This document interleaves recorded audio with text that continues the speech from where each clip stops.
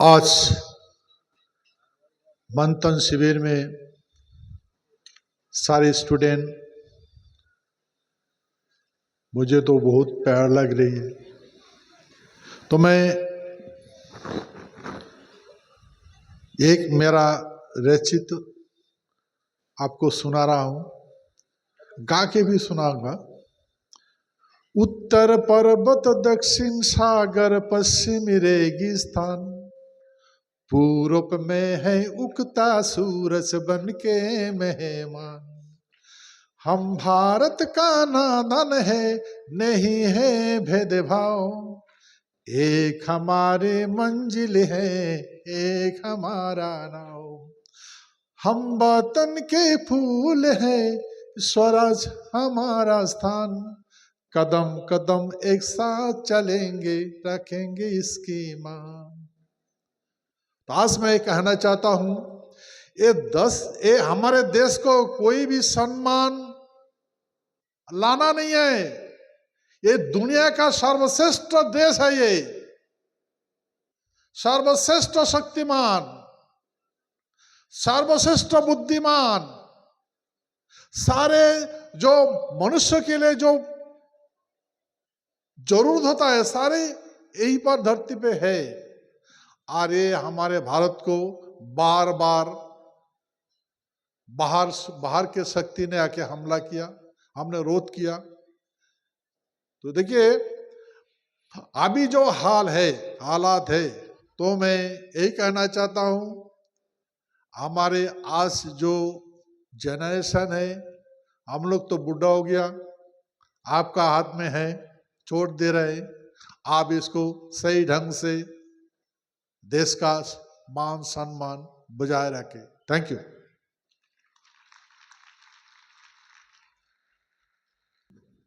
Sir, thank you so much.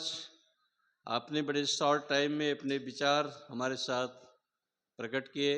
मैं honourable Naruka जी से request करूंगा कि वो आप आएंगे, कुछ अपने विचार रखेंगे हमारे साथ।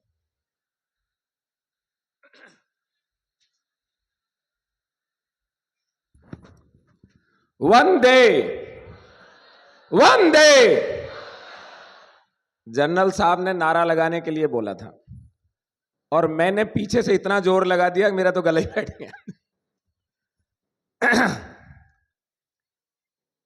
श्रेया नाम स्वधर्मो विगुणे, पर धर्मात् सब अनुष्ठितात, स्वधर्मे निधनम श्रेय, पर धर्मो भयावह। वासुदेव श्री कृष्ण के इस गीता वाक्य के साथ मैं सूर्यवंशी, कछवाहा, नरूका, कुंवर राजेंद्र सिंह, बसेठ, अलवर, राजस्थान, आप सबको सादर प्रणाम करता हूं।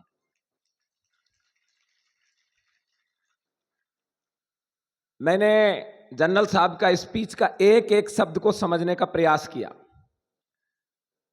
जनरल साहब वो सैनिक हैं जो शरीर से भले ही 75 वर्ष के हो गए हों, लेकिन एक पुरानी कहावत है, 12 वर्ष ले कुकर जिए, 13 वर्ष ले जीवे स्यार, वर्ष 18 क्षत्रिय जीवे, आगे जीवन ने धिक्कार। अभी तक वो 18 ही वर्ष के हैं जनरल साहब। खैर, मेरा विषय गीता पर है। नालंदा में शास्त्र जले पर गीता है, और श्री कृष्ण कहते हैं कि यही एकमात्र शास्त्र है जो तुम्हें इस लोक का राज्य और उस लोक का राज्य दिला सकता है। व्यक्ति जब संघर्ष में होता है तब उसको संशय होता है कि मैं लड़ूंगा तो ये नुकसान होगा, तब उसकी बुद्धि प्रबल होती है। और चूंकि आप में से यूनिफॉर्म वाले हैं, मैं खुद भी सीआईएसएफ का रिटायर्ड ऑफिसर हूं, मैं भी यूनिफॉर्म से ही हूं। बुद्धि हमेशा, आज मैं पहली बार आपको बता रहा हूं, लोग आपको कहते होंगे बुद्धिमान बनो, बुद्धिमान बनो। बुद्धि बचने का रास्ता सिखाती है, बुद्धि आपको कायरता सिखाती है। आपको अंदर से प्रेरणा होनी चाहिए, आपका विवेक प्रबल होना चाहिए। और विवेक प्रबल जब होगा जब व्यक्ति, 3 तरह के कर्म होते हैं गीता के अनुसार। एक होता है कर्म, एक विकर्म और एक अकर्म। अकर्म का मतलब है डोंट्स, जो आपको नहीं करने हैं, और कर्म का मतलब है जो आपको करना है, और विकर्म का मतलब है जो आप करने या न करने की आपको जरूरत नहीं है, बल्कि आपको करना ही है, ऐसा समझकर किया जाता है। देश की रक्षा, हमारा देश भारत है और हम इसे मां की तरह मानते हैं। देश हमारी जननी भी है, इसलिए इसको माता कहते हैं। देश की रक्षा के मामले में कोई इफ एंड बट नहीं है, यह है ही नहीं कि करनी है या नहीं करनी। और मैं एक और बात बता देता हूं, भारत का प्रत्येक नागरिक सैनिक है, चाहे वो यूनिफॉर्म पहनता हो या यूनिफॉर्म नहीं पहनता हो। भारत के प्रत्येक बच्चे को भारत माता की रक्षा के लिए वैसे ही तैयार रहना चाहिए जैसे जर्मनी के अंदर लोग रहते हैं, क्योंकि आज जितना आक्रमण बॉर्डर पर है, उससे ज्यादा आक्रमण हमारे घर के भीतर है। ये आपके रोड पर यदि कांटे बिछे होंगे तो आप जूती पहनकर निकल सकते हैं, परंतु यदि आपके जूते में एक कंकर आ गया ना, तो आप एक कदम भी नहीं चल सकते। मेरी मानो, जूते के अंदर आए हुए कंकर को मसल डालो, और यदि आपने यह मसल दिया तो भारत माता की ओर कोई आंख उठाकर नहीं देख पाएगा। महाराजा कूच बिहार अभी थोड़ी देर पहले बोल के गए हैं, ये लड़ रहे हैं किससे? उन रोहिंग्याओं से, जो आकर हमारा हक छीनते हैं, हमारे बच्चों के हक में हक बटाते हैं। इनका जो एरिया है ना, चिकन नेक, वो उनकी शरण गाय है। वो वहां आते हैं और वहां से पूरे देश में जाते हैं। देश के गद्दार उनके आधार कार्ड बना देते हैं, उनके डॉक्यूमेंट्स आपके और मेरे डॉक्यूमेंट्स से ज्यादा सच्चे दिखाई देते हैं। हमारे बीच में जुडिशरी के भी बड़े बड़े नाम हैं, चीफ जस्टिस साहब भी हैं, तय नहीं कर पाते कि असली कौन है नकली कौन है, क्योंकि वह गद्दार इतने अच्छे प्रमाण बना देते हैं जितना असली वाले के भी नहीं होते। कौन लड़ेगा बच्चों इससे? इस भारत माता की रक्षा के लिए केवल यूनिफॉर्म पर्याप्त नहीं है। देश की संख्या 1,42,00,000 से 1,42 से ज्यादा है। क्या ये 20 लाख और रिटायर्ड सब मिलाकर 50 लाख लोग देश की रक्षा कर सकते हैं? कर तो सकते हैं, पर घर के अंदर बैठे गद्दारों की सहायता से जब वो हमारे अंदर प्रवेश करते हैं तब नहीं कर सकते। नालंदा के अंदर शास्त्र जलाए गए थे, पर उन शास्त्रों में जो लिखा था, जिस कारण से वो जलाए गए थे, वो तो परिपूर्ण हो गया। आज हमारे देश में हमारी सभ्यता बलवती नहीं है, हमारे देश के अंदर हमारी संस्कृति बलवती नहीं है। हमारे देश के अंदर वो पाश्चात्य संस्कृति इतना घर कर गई है कि आज यदि मेरा जैसा ड्रेस पहन के वाला कहीं मिल जाए तो लोग उससे जोकर समझते हैं, उसकी मजाक उड़ाते हैं।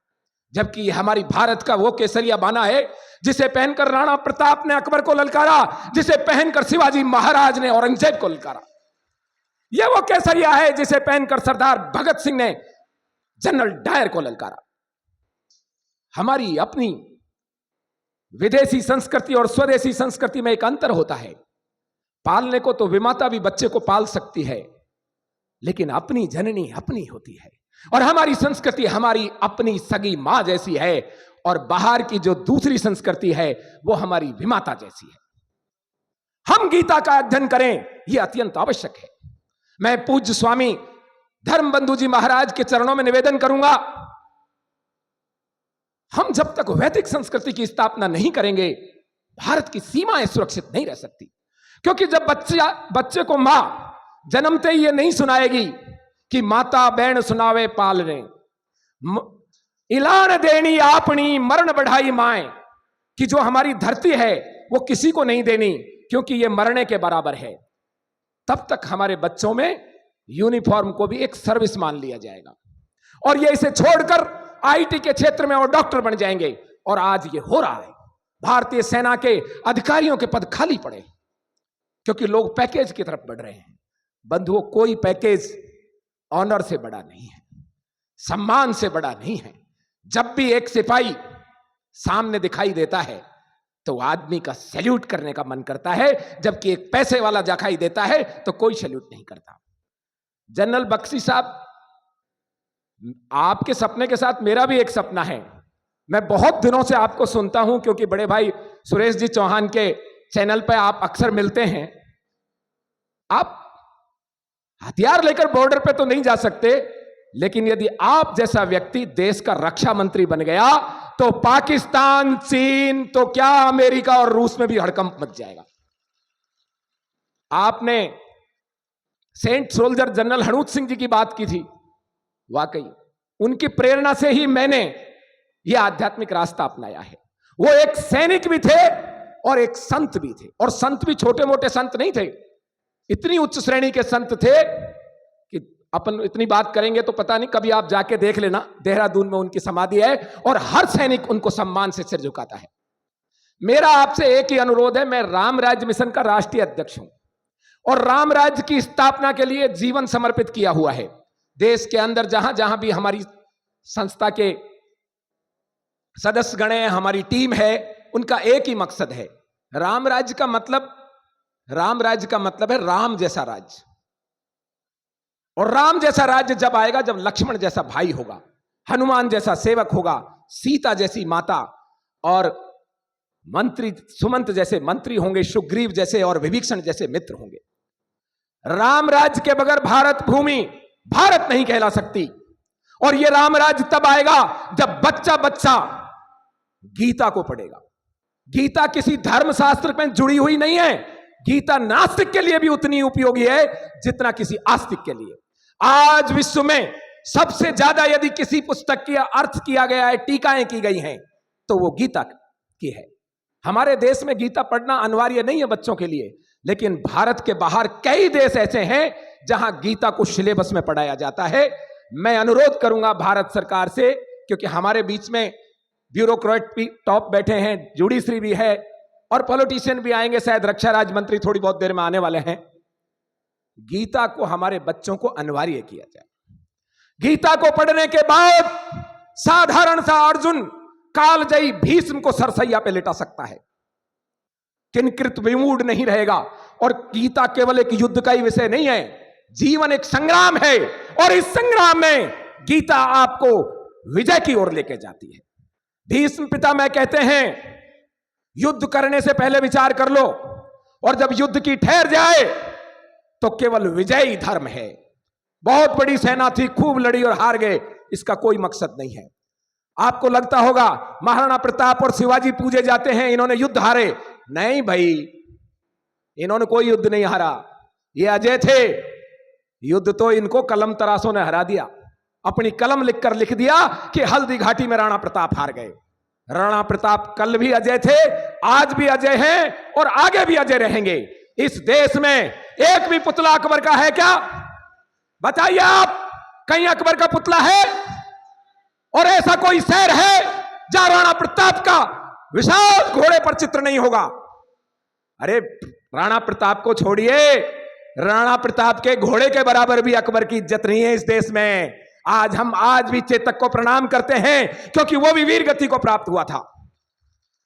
समय का अभाव है, मेरे साथ महाराजा कूच बिहार की फ्लाइट भी है और भी वक्तागण हैं। मैं अपनी वाणी को विराम दूं उससे पहले बस एक आपसे अनुरोध करना चाहता हूं, हम रहें ना रहें, आप रहें ना रहें, ये देश रहना चाहिए, ये वतन रहना चाहिए, ये धरती रहनी चाहिए। और अब भारत के टुकड़े नहीं होंगे भाई। लोग भारत को 3-3 हिस्सों में बांटकर देश के स्वतंत्रता सेनानी कहलाना चाहते हैं। लानत है ऐसे लोगों पर। स्वतंत्रता सेनानी वो होता है जो देश को बढ़ाता है, देश के टुकड़े करके स्वतंत्रता सेनानी नहीं हुआ करते। और मेरा तो यह सपना है, भारत, अखंड भारत जब तक नहीं बनेगा हम इस धरती को नहीं छोड़ेंगे। हम स्वर्ग का भी कोई राज देगा तो नहीं जाएगा, यहीं लड़ेंगे। लेकिन घर घर में देशभक्ति की अलग जगानी है। और धर्म सम्राट स्वामी धर्मबंधु जी महाराज जैसे यदि इस तरीके से सानिध्य देते रहेंगे तो निश्चित रूप से यह सफल होगा। हमारे साथ स्वामी कौशल किशोर जी महाराज वृंदावन से पधारे हैं, सनातन धर्म रक्षा पीठ के अध्यक्ष हैं। और भाई राम का मंदिर तो बन गया राम की जन्मभूमि में, कृष्ण का मंदिर बनना चाहिए कि नहीं कृष्ण जन्मभूमि में? उसी के लिए मुख्य पक्षकार हैं। एक बार इनका तालियों से वंदन कर दें, बाकी आपकी व्यवस्था बनाएं। वंदे वंदे भारत माता की, भारत माता की, भारत माता की, सत्य सनातन धर्म की।